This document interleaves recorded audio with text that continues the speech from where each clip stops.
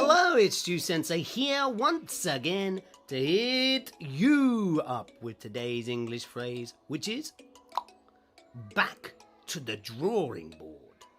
Back to the drawing board. That's right. What does this phrase mean?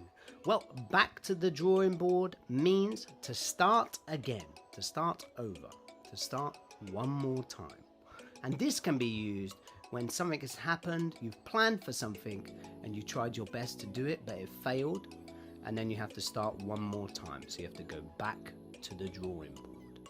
Now, you can use this in many different scenarios. You could use it in a sports scenario. For example, in soccer, maybe a team is losing 2-0 at half time, and then they have to go back to the drawing board at half time. Their tactics aren't working and they have to think of something new to help them do better the second half. You could use it in a work setting. Say you have decided to do a new project and then it doesn't go well the first time you do it, but then you have to go back to the drawing board, start again, and see if you can do it better the second time.